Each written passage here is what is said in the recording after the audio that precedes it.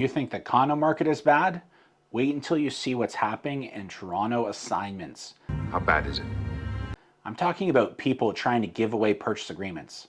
People offering discounts so big it doesn't even sound real. Tell me more. And all of them are willing to walk away from their deposits because they literally can't close. Wow. They are trapped. And here's the part most people don't understand. If you can't close, you don't just lose the deposit. You get sued for damages and the gap of what the developer ends up selling for. But they're also going to charge you lawyer fees, damages, interest, all that for breach of contract. And that can be hundreds of thousands of dollars. So today, I'm going to show you exactly how ugly this assignment market has gotten and why 2026 could bring even more pre-construction closing horror stories than we've ever seen. Welcome to the party, pal! So we're going to cover three things: why sellers are dumping assignment sales. I'm going to show you real examples of assignment sales on the market right now, the crazy prices that people bought for, and the amounts they are paying buyers to get rid of them. Yes, they're literally paying you to take over. I'm also going to share a brutal true story that explains why this is about to hit way harder as more pre-construction units reach closing in 2026. This should be good. So let's start with what an assignment is. So when someone buys a pre-construction condo, they're not buying a finished unit today. They are buying a contract to buy a unit later. And an assignment is when they try to sell that contract to someone else before closing.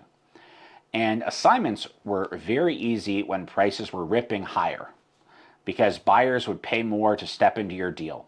But now the math is flipped. A lot of these purchase prices were set when the market was hotter and borrowing was cheaper. And now the unit is coming up to closing, but the market value is way lower than what they agreed to pay. That's why you're seeing an assignment disaster occurring. This is an emergency. Sellers are offering massive discounts because they're trying to escape the closing because they can't close. And you might be thinking, weren't they pre-approved for these deals? No.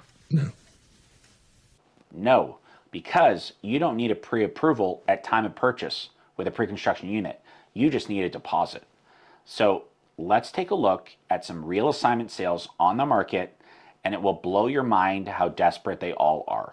Some are trying to escape by discounting. Some are trying to escape by offering incentives on top of discounts. And some are just going to end up defaulting because most of these aren't going to end up being bought by a new buyer. The demand just isn't there. Look at this assignment right here at 284 King Street, a one bed plus den, 581 square feet. No parking, original purchase price, $805,800. Today it's listed at $515,000. That is a $290,000 haircut just to get out of the deal. The seller already paid over $120,000 in deposits, which they will walk away from, and they will also pay you $170,000 on top of that to get to that number of $515,000. Insane. Here's another one.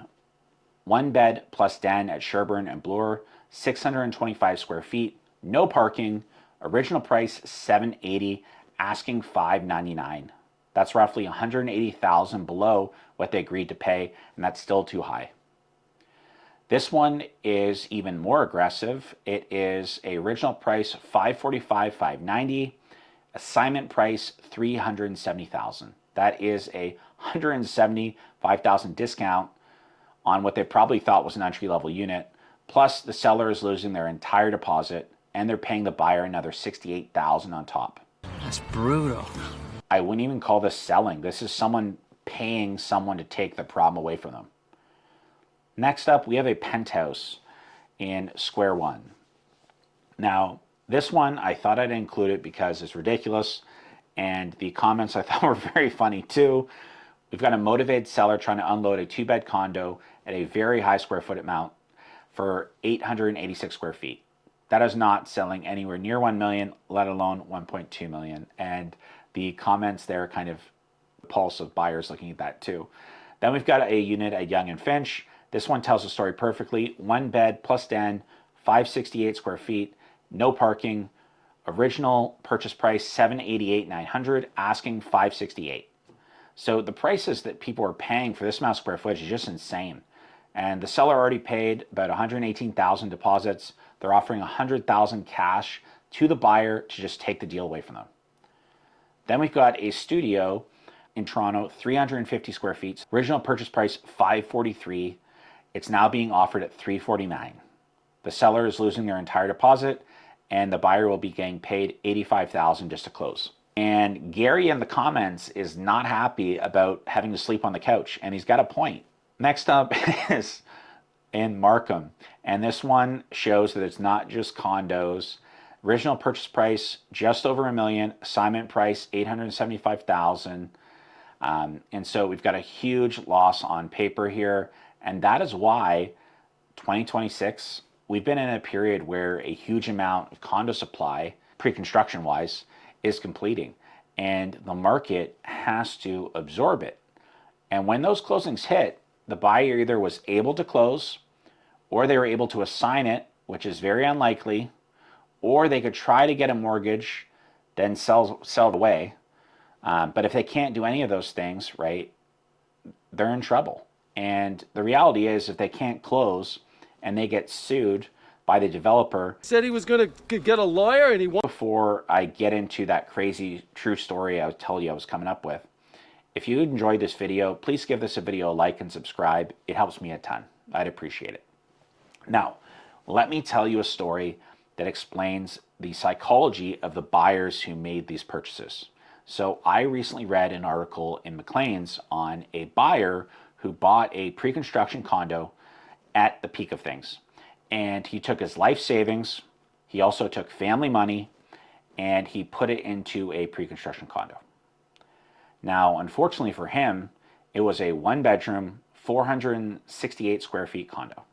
And the price, $885,000 in Forest Hill.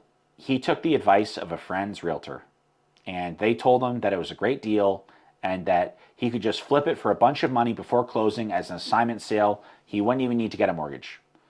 Unfortunately, he received terrible advice. The buyer also believed the market would keep rising like many, and then reality hit. By the time the unit was getting close to completion, the numbers didn't work anymore because the entire environment changed. Rates, values, the lending standards, appraisals, everything. You get the ice cream, the hot fudge, the banana, and the nut. So he starts complaining to the realtor, rightfully so, and the realtor ghosts him.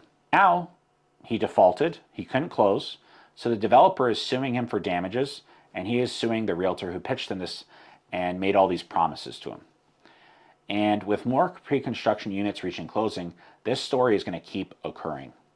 The market has to absorb what's completing too, and that creates pressure, especially when investors are stretched, and so are buyers. And so if you're a buyer thinking, oh, maybe I should take advantage of this, right, some of these assignment sales, Just hit me out. I would recommend caution. There are still development fees that you are not seeing. The build quality is getting worse as developers have been cutting corners to get the construction done. And these buildings will also suffer from serious fluctuations in price and rent, likely negative upon having a registered condo corporation, as many sellers might bail on their units if they are stuck closing. So the prices could fall further. So I would say stick to resale if you want a condo in 2026. If you buy an established building, you aren't going to have the volatility that these new builds will have. Those that close will all try to underbid each other to get tenants if that's what they were looking to do. They were trying to rent them out. Those that closed and are living there but can't afford to keep the unit, they will try to sell. And when you've got lots of people trying to sell or even rent, people will lower their prices and it hurts the whole building. So I recommend if you're interested in getting a condo, you should target resale properties only where you aren't buying into the unknown when these buildings get officially registered. As always, thanks for watching. Merry Christmas.